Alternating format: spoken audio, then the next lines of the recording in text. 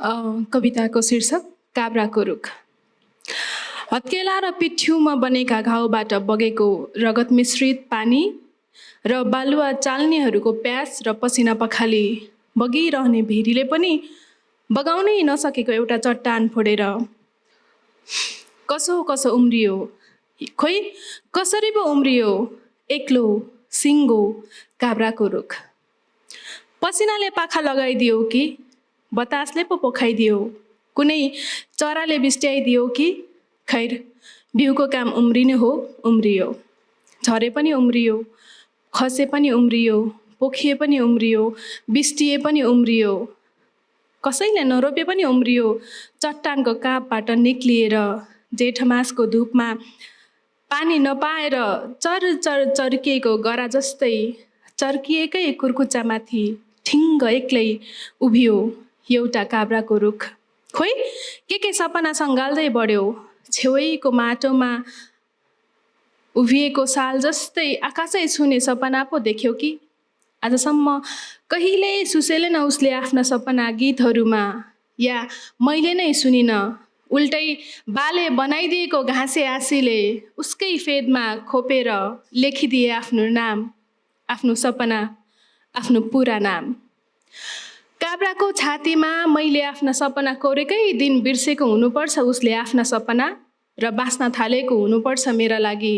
नत्र माटोमा जरा नै नभएको रुख कसरी उभिरहन सक्छ, कसरी बाँचिरहन सक्छ मलाई छहारिदिन।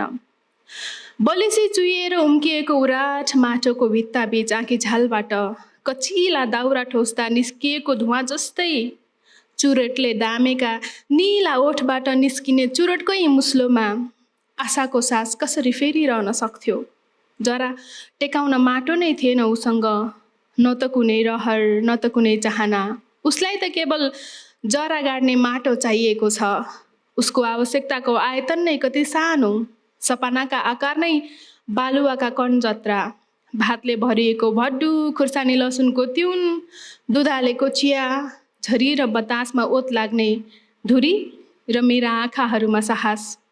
कहिलेकाहीँ लाग्छ चट्टानमै उम्रिएपछि त सुनाखरी हुनु, रुखै भए त लालीगुराँस हुनु, या त सिउँडी नै भएर पनि आफ्ना लागि बाँच्नु।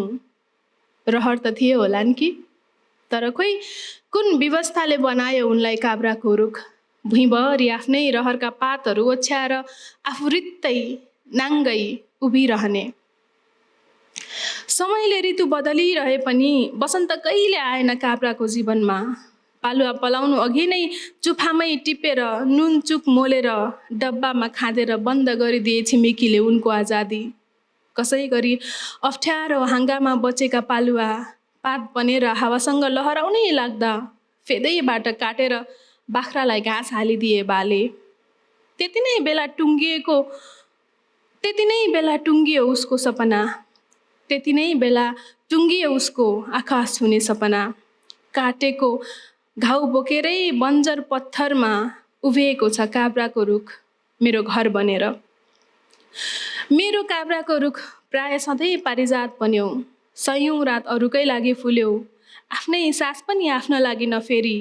वर्षौँ पुरानो पुलिस्टरको कटकटिएको काख र फेरमा भ्वाङ परेको म्याक्सी एकजोर कुममा झुन्डाएर झरी र बतासको वितण्डतामा पनि कसैको टेवा बिना एक्लै उभिएको छ मेरो काभ्राको रुख। धन्यवाद।